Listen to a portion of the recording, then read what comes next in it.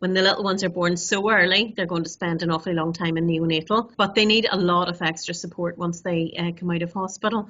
And that's where TinyLife really takes them by the hand and walks that journey with them. Premature babies can arrive as early as 24 weeks, weighing as little as 1 pound. So that's just half a bag of sugar. Really very fragile, very sick babies. And of course, very stressed parents, because they haven't expected that, this baby's arriving at 24 weeks. Some of those families, it's 100 days before they get to hold their baby.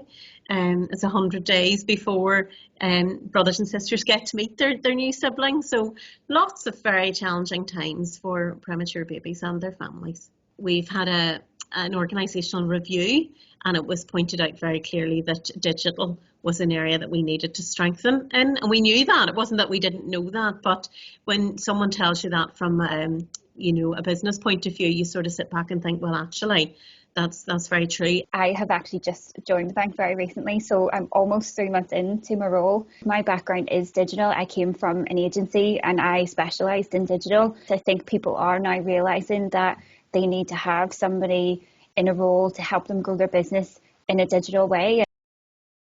For me, it was very much about the digital aspect. I know some things. I didn't know what I didn't know, but I knew that we needed to step it up a level.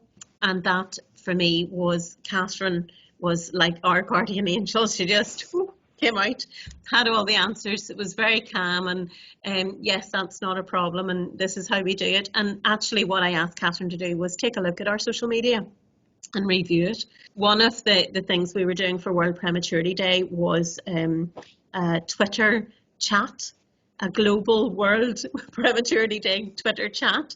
And I said to Catherine, oh my goodness, I don't even know where to start with this. What does it actually even mean?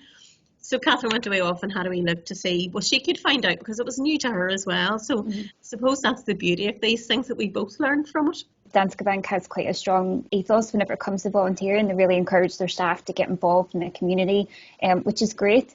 And a story went up, and because I was new to the bank, I thought I'd get involved. So I contacted Angela. She pointed me in the direction of the skills match. And I suppose I really just wanted, because the digital side of things is something that I know I'm comfortable with, I wanted just to see if there was anything in that space where I could help out. And I saw TinyLife's response just in terms of the support they were looking for, and just reached out to see if there was anything that I could help with. And then Valerie and I had a quick chat and we sort of just discussed about what she was hoping to get out of this. And then I just went away and did a little bit of work, and I'm really glad, to see that it's been helpful, and there's been a few things that she's been able to get use of out of that. I think the whole pandemic has put a lot of things in perspective for a lot of people. And I suppose it's shown that your community is quite small, and helping people out at a time of need can go quite a long way, I think. The whole thing has changed the way I've thought about things. And if I can do a little bit to help somebody else out, why wouldn't I? Working with Valerie, I think I've seen the passion really that she has, for her role and the charity. And I think understanding a little bit more about what TinyLife actually do, the support that they give people, the knowledge that the people that work within TinyLife have, and the really good things that they do. I think that's been an education. And I suppose if there's any way that I can help in terms of letting other people know what to do, I suppose just a bit more of an awareness about what they actually do. We've had conversations internally. Everyone's quite open in terms of sharing how they've helped out or volunteered for an organisation, and in terms of wider with my family and things like that, just having conversations about even little things that you can do, just sort of help out or give back to the community that you're in. Many of our families, because they haven't been able to come together face to face, have really needed support around confidence. New mums coming home with a baby that has been in the hospital for maybe 2 or 3 months, and they're very nervous and anxious about that. And our family support officers are able to dial in or video in with that family and give mum a bit of comfort. Just tell her that she's doing the right things. And dads also, dads are very much part of this process, and they're very often forgotten about. But it is just about giving advice at this stage and supporting them along the journey. It is about making those families feel very included, very safe, and so that they know at the end of there is somebody at the end of the line that actually cares.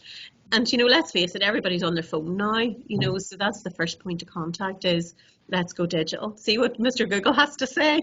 At least we have a website that's very credible. It's information that has come from neonatal nurses and doctors and consultants, and it's the right information. Taking an hour or 2 hours out of your day to do a bit of work to help out Valerie, it's given her a few tools that she has appreciated it, and it's in the grand scheme of things, when you're busy and you're trying to get your work done, you maybe don't think about the impact that actually just giving somebody else a hand can have. But for something that's relatively straightforward for me to do, it can actually help somebody else out, and it can make things a lot easier for somebody else. It is just nice to be able to help somebody else out.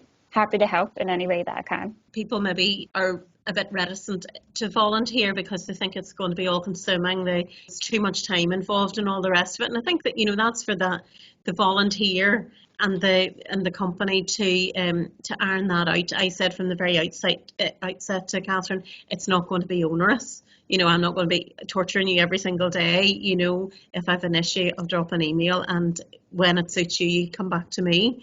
But it was so good for us to have that overview initially, so Catherine could see how we worked, what we were doing, where our focus was, and she could really tap into that and help tidy that all up. That was, I suppose, what we wanted, to look more professional, have our posts more clear, more succinct, more focused, and Catherine has helped us do all of that. If you need to get something done and you just don't know how you're going to do it, the hours that we spend. So, Catherine has saved us time, she's saved us money, she's given me new skills, which are fantastic, and I can pass on to my staff. And, just having a Catherine there has made life easy. I would highly recommend it, that companies give of their time and that charities avail of those resources that are out there. One of the things that appealed to me was that this doesn't just stay in Northern Ireland. Well, if we can throw the net a little bit wider, that would be useful. I found the opportunity. I sent in, the little application,